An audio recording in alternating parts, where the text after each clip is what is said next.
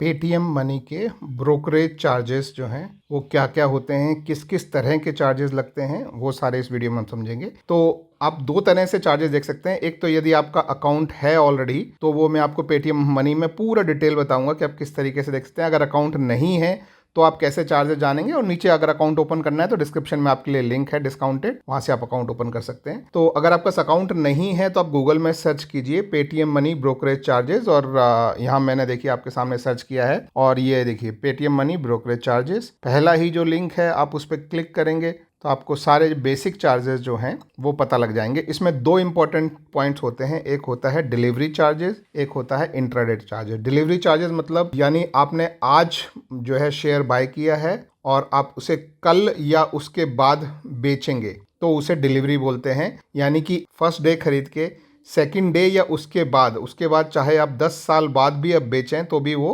आपको एक ही चार्जेस लगेगा। तो आपको 20 रुपए खरीदते समय और 20 रुपए बेचते समय आपको डिलीवरी में चार्जेस लगेगा। इसी तरह से इंट्राडे का भी जो करंट चार्जेस है वो 20 रुपए खरीदते में और 20 रुपए बेचते में लगेगा।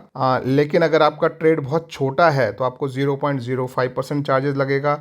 आपका एएमसी जो है वो साल का 0 है, कोई आपको एएमसी नहीं लगता है। फ्यूचर एंड ऑप्शन में भी फ्यूचर्स हो या ऑप्शंस हो, 20 रुपये आपको बाइंग के समय और 20 रुपये आपको सेलिंग के समय लगता है। ये जो है ये ब्रोकरेज चार्जेस होते हैं, लेकिन इसके अलावा भी बहुत सारे चार्जेस होते हैं। जो आप ऊपर स्क्रॉल कर रहे हैं तो इसके अलावा भी देखिए बहुत सारे जो है वो चार्जेस होते हैं। ये आप यहाँ पे जो है डिलीवरी और इंट्राडे जैसा भी आप देखना चाहें वो आप सेलेक्ट कर सकते हैं। तो ये तो ब्रोकरेज चार्जेस की बात होगी। इसके अलावा एक एक्सचेंज के चार्जेस होते हैं, गवर्नमेंट का एसटीटी होता है, सेबी के टर्नओवर चार्जेस होते हैं, जीएसटी होता है, स्टैम्प ड्यूटी होता है। तो ये सारे चार्जेस, अब ये परसेंटेज में यहाँ पे लिखा हुआ है तो ये थोड़ा सा कैलकुलेट करने में डिफिकल्टी होती है।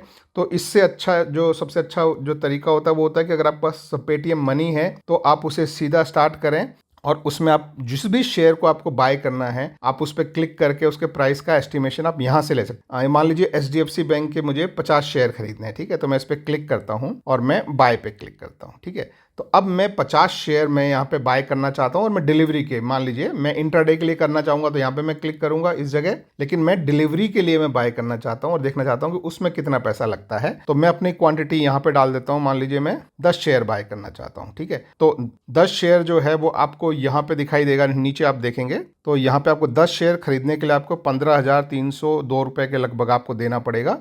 और इसके बगल में है चार्जेस, ये आपको बताएगा कि आपको टोटल कितने चार्ज लगेंगे। तो आप इस पर क्लिक कीजिए इस तरह से और ये आपको सारे चार्जेस जो हैं वो बता देगा और आप इनको एक्सपेंड भी कर सकते हैं इस तरीके से। तो देखिए ये बोल रहा है मेरे केस में, क्योंकि ये मेरा बहुत पुराना अकाउंट है, जब ये खुला था उस समय ब्रोकरेज जो है वो ऑलमोस्ट 0 था।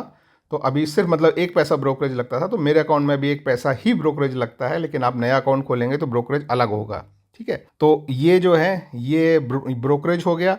इसके अलावा एक्सचेंज का जो चार्जेस मैंने आपको बोला वो आपको 53 पैसे लगेगा, सेबी का 2 पैसा लगेगा, स्टैम्प ड्यूटी 2 रुपये और 30 पैसे, टोटल मिला के आपको 2 रुपये 85 पैसे आपको यहाँ पे टोटल जो है वो लगेगा। तो ये आपके चार्जेस हैं और इसके अलावा टैक्सेस हैं।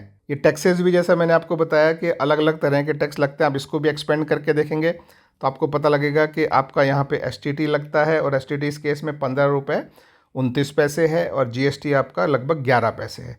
तो ये सारे चार्जेस मिला के मेरे केस में जो है वो 18 रुपये 26 पैसे है। तो आप भी जब कोई भी इस तरह का आप ट्रेड ले रहे हों तो ट्रेड लेने से पहले आप अपने चार्जेस वगैरह जो हैं वो यहाँ पे क्लिक करके देख सकते हैं कि आपको कितना ब्रोकरेज लग रहा है और कितने आपके दूसरे चार्जेस लग रहे हैं एक्सचेंज के, सेबी के, और कितना आपको टैक्सेस लग रहा है, जीएसटी, एसटीटी, स्टैम्प ड्यूटी वगैरह, ठीक है। तो ये चार्जेस हैं। इसके अलावा एक चार्ज और होता है जो कि मैं आप लोगों को दिखाना चाहता हूँ। जैसे हम इस पेज पे दोबारा जाएंगे तो शायद इसी पेज पे नीचे जो है वो लिखा होगा, तो वो भी मैं एक बार मैं ढूंढ लेता हूँ। अगर यहाँ पे लिखा है, हाँ ये देखिए, ये एक और चार्जेस होता है जो आप लोगों को पता होना चाहिए, जिसे डीपी चार्ज बोलते हैं। जब भी आप कोई शेयर खरीदते हैं लॉन्ग टर्म के लिए, यानी एक दिन से ज़्यादा के लिए, तो आपका शेयर जो है वो जमा होता है आपके डीपी में, यानी कि आपके डिपॉजिटरी पार्टिसिपेंट के थ्रू सीडीएसएल या एनएसडीएल, ये दो हमारे डिपॉजिटरी हैं।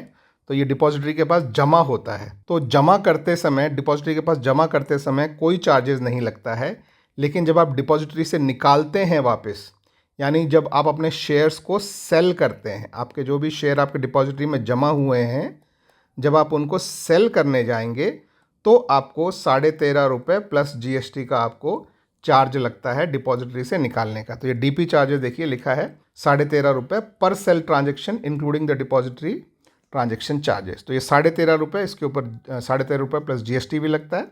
तो ये आपको शेयर बेचते समय एडिशनली आपको देने हैं, ये आप ध्यान रखें। तो ये एक एडिशनल चार्ज है जो आपको पता होना चाहिए आपकी ब्रोकरेज के अलावा। तो आई होप दोस्तों वीडियो हेल्पफुल रहा तो एक थम्स अप देना। Thank you very much, have a good day, bye bye. Bye the way link नीचे डिस्क्रिप्शन में अगर आपको अकाउंट ओपन करना है तो।